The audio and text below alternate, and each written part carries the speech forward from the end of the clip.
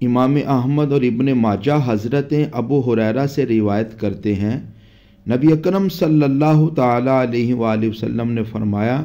مجھے کبھی کسی کے مال نے وہ فائدہ نہیں دیا جو ابو بکر کے مال نے مجھے فائدہ دیا۔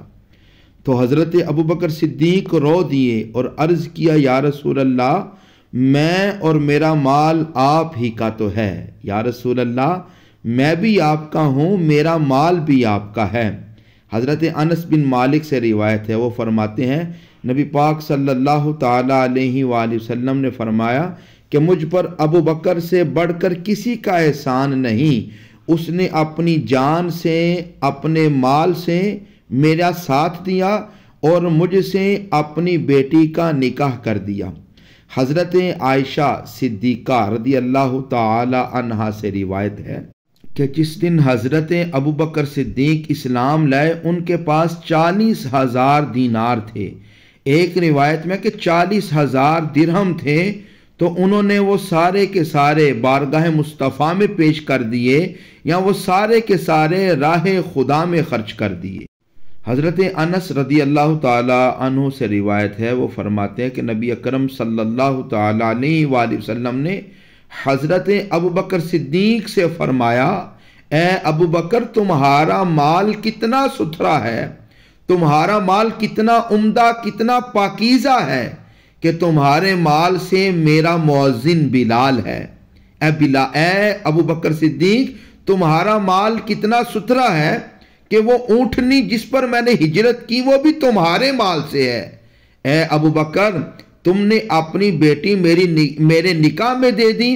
اور اپنی جان، اپنے مال سے میری مدد کی، گویا میں تم کو دیکھ رہا ہوں کہ جنت کے دروازے پر کھڑے ہو کر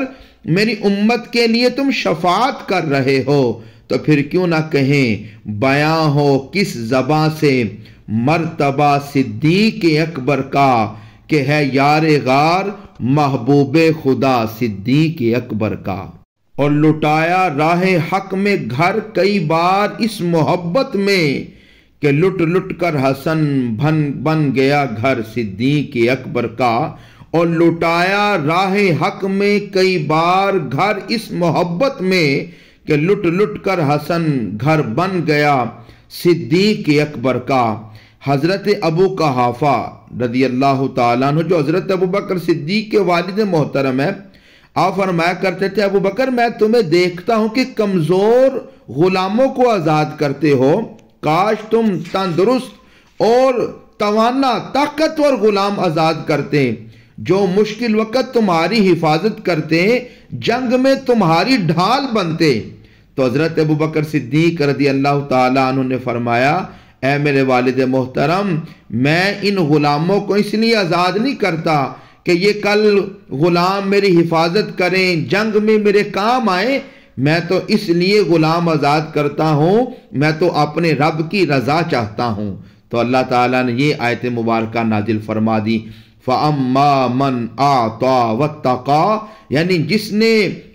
دیا اور پرہیزگاری اختیار کی، وہ ابو بکر صدیق کی ذات ہے کہ جو راہ خدا میں مال کو جو خرچ کرتا ہے صرف اس لیے خرچ کرتا ہے کہ مجھ سے میرا رب راضی ہو جائے۔